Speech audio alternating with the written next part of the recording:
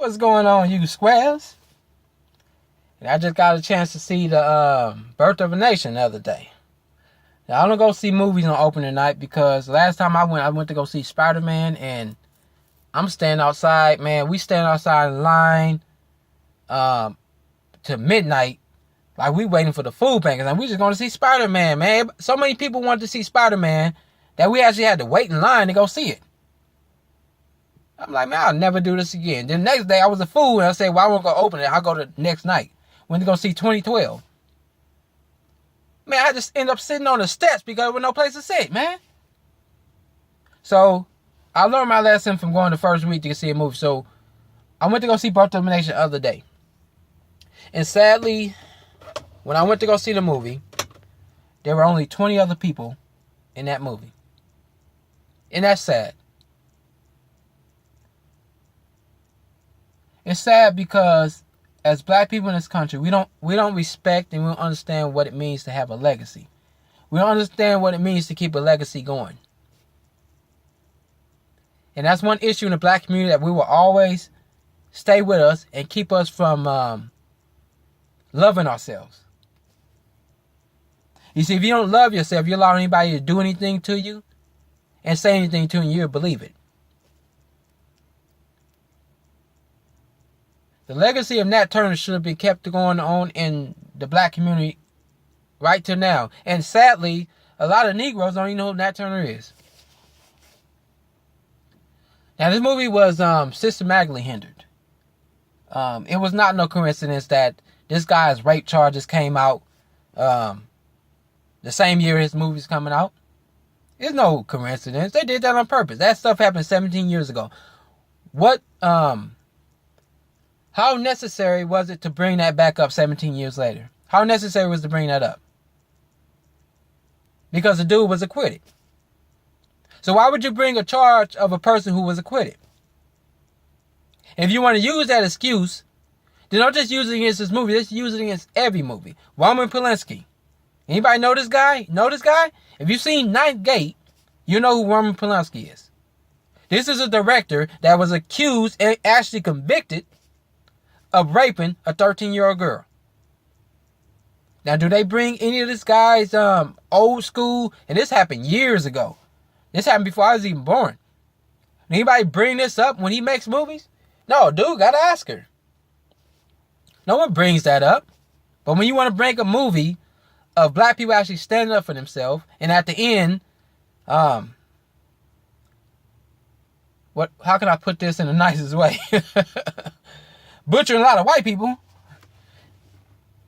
They said, no, we can't let this movie play. And I even heard, and that's the thing about me, I don't like spreading stuff that I heard. I like to actually read it and have documents of that's actually true. But what I heard is that whoever was responsible for putting this movie out, I'm trying to see how to say this. Not putting it out, but they basically said, if you show white women and white kids being murdered in this movie, we would not play it. And they part of punked up. That's what I heard. Now, don't take my word for it. That might not be true. But if you actually watch the movie, they did not show any white woman or white children getting killed in that movie. And it's sad because historically, Nat Turner, his crew killed 10 school children. A lot of the people, because Nat Turner and his crew killed at least 50 to 65 white people. And a lot of those are women and children. And I'm assuming that's why his revolt was called the Bloody Slave Revolt. It wasn't the first, and it was not the last. What sets his apart is that he killed the most white women and children. And when I say he, I'm not talking about him by himself. I'm just saying for sake of, you know what I'm saying? When I say Nat Turner, I mean the whole group or the whole crew. When I say he, I'm referring to this whole crew. There was even one that they went into the house and they killed everybody in the house, and they forgot there was a little baby in that house. So when they left, one of the person went back and butchered that little white baby. And so when you talk about Nat Turner and his crew having a bloody slave revolt, I can guarantee you that title has to do with the fact that more white women and babies were killed under that insurrection than any other one. I can guarantee you it had nothing to do with how much blood was shed. I can guarantee you that. And so why did I bring that up? I bring that up because this is the reason, this is the motivation behind them trying to keep this movie from making it to the big screen. Because they know a lot of niggas don't even know who Nat Turner is. They know we have been so doctrinated with we were nothing but slaves and sex objects. And that's the only slave movies they want to bring out. See, Kunta Kinte, they did show where he stood up and said Toby, but that nigga was hanging from a rope saying Kunta Kinte. So he was still in a subjugated position. If I'm on my knees being sodomized, somebody saying, call your name Dobie, but I'm still being sodomized, I'm saying my name is Kunta. Subconsciously, you still in a subjugated position. Now, the difference between that and showing the Nat Turner movies is that they were not in a subjugated position. They actually overpowered these white people. They actually overtook control and actually stood up for themselves. And you cannot show that in Hollywood.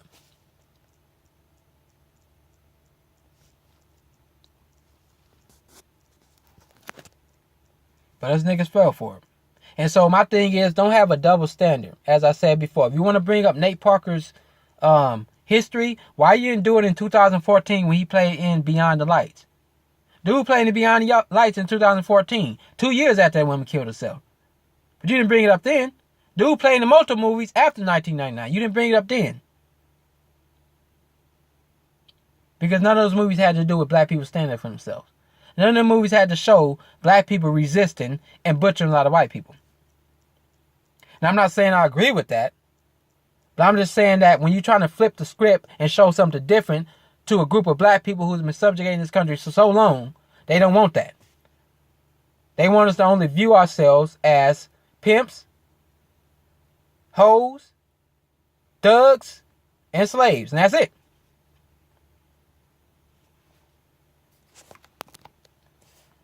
But again, I said before, if you want to bring up a person's history and use it as a reason to, what do you call that? A reason to not go see this movie, then let's not go see Straight Outta Compton. Because Dr. Dre beat the bricks out of Michelle A. Let's not go see All Eyes on Me. Because Tupac was accused of raping a woman. He went to jail for that. So let's not be half-hearted. We're going to do that. Let's go against everything, right? Let's not go see any Roman Polanski movies who was actually convicted of molesting or raping a 13-year-old. If you got the movie Not Gay in your house, go throw that mess out the door. But no, this movie was systematically hindered from its success. And the thing is, I can't blame the people hindered. I got to blame the niggas who did not spend their money to go see it.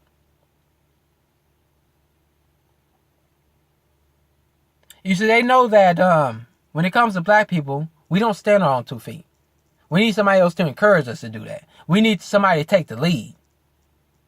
Even as you've seen in my Jesse Williams video. What happened? When these people stood up for Jesse Williams, what he's saying, you know what they was doing? They looking around seeing everybody else standing up. They was too embarrassed to say, oh, I agree with what you're saying. They had to see if somebody else agreed so that they can feel free to agree. Now, when I talk about legacy and Nat Turner's legacy, what did Nat Turner's legacy lead to?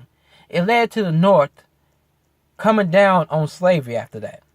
You understand? Because there was always been anti-slavery people who was abolitionists in the North, who did not believe in slavery. It doesn't mean that they liked black people. It just meant that they felt the institution of slavery was against human nature. It was not right.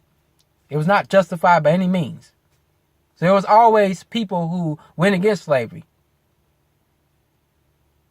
But after Nat Turner, it scared them so much that if we let slavery keep going on, this is going to keep happening.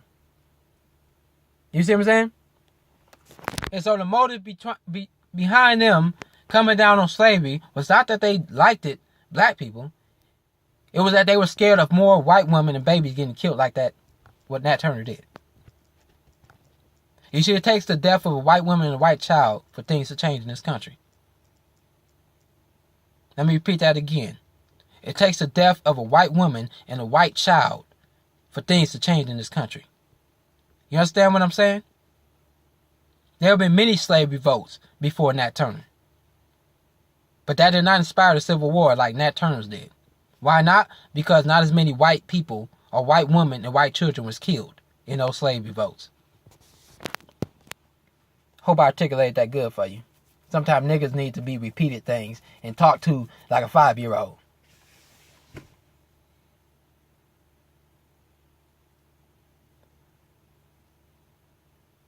The legacy of Nat Turner should have been passed on from generation to generation, but sadly, people don't even know who this guy is. And if it wasn't for him, most likely we probably still be slaves. You think the people in the North cared that we were slaves? No. They didn't care that we were slaves. If they did, they would have said something. The only thing they cared about was their white women and their white babies being safe. And if they knew that if slavery kept on going on, more white women blood and more white baby blood would have been shed. As I said before, Nat Turner and his people went into a schoolyard and killed 10 little white kids. One got saved because she hid. When they went into those houses, they didn't just kill the man. See, the movie didn't show any killing white women. They just showed white men laid out on the floor. When they went into those houses, they killed man, woman, and child.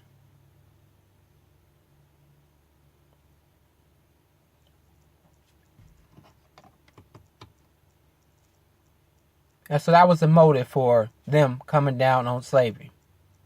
Had nothing to do with them saying, oh, black people are so good and we just don't feel they should be victimized like that. No. They was fearful that if we keep these people enslaved, more white women blood and more white baby blood will be spilled. And we don't want that.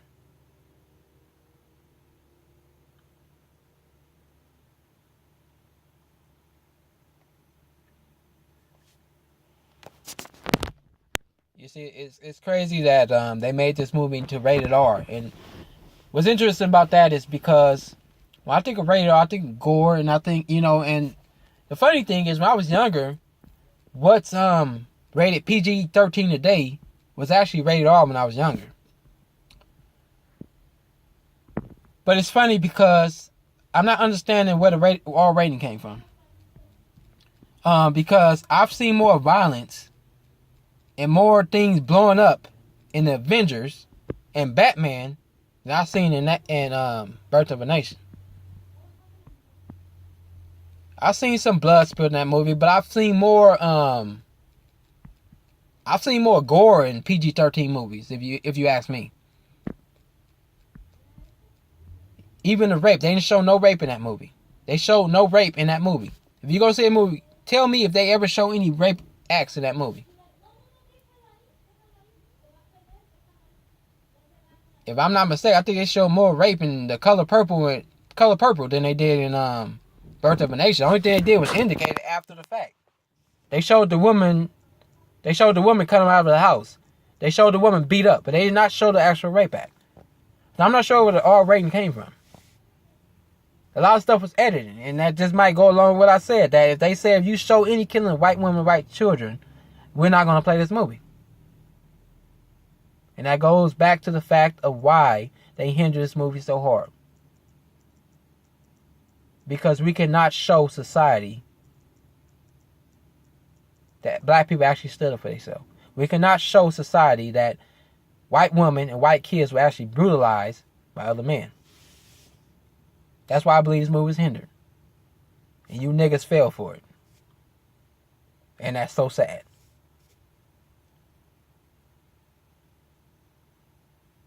I was thinking also that when you talk about Nat Turner, why his insurrection got cut off so fast, because it only lasted 2 days, and that's crazy. His thing only lasted 2 days. Just imagine if it lasted a whole month. He killed 65 people in 2 days. That's a lot if you think about it. in 2 days. It only lasted 2 days. Why did it only last 2 days? Because first it was an unorganized act. They did not plan it. They just went spontaneous that we're gonna go through houses killing people. You can't do that, especially when you're outnumbered, outgunned. And that's the mindset of a lot of black people. We're unorganized and we don't have a plan. You have to have a plan if you're going to succeed. You see, I watched this movie called Now You See Me. And I know it's just a movie, but just for illustrative purposes. They succeeded because they had that whole thing organized. They had a fallback plan. And they worked together. Nat Turner, his thing was unorganized. There was no fallback plan. Also,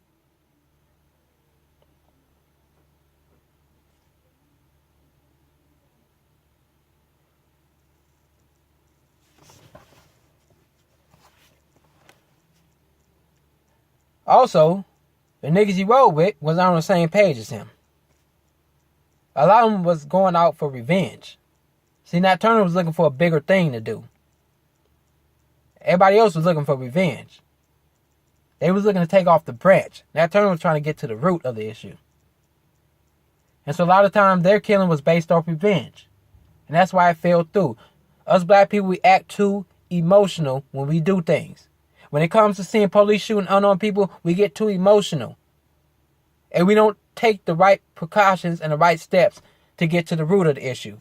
We think that, going out there and marching is getting to the root of the issue. The root of the issue is not policemen against black people. The root of the issue is a society set out to keep us divided. And once you get to that root, everything will change. But once you're looking at the branches and going out emotional, it won't change. Your whole group will fall through.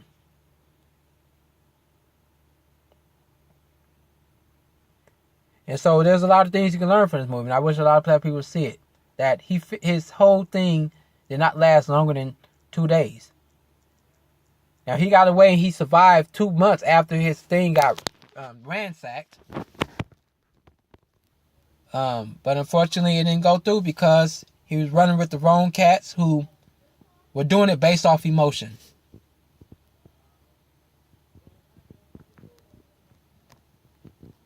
And so I think that's all I gotta say about this, man.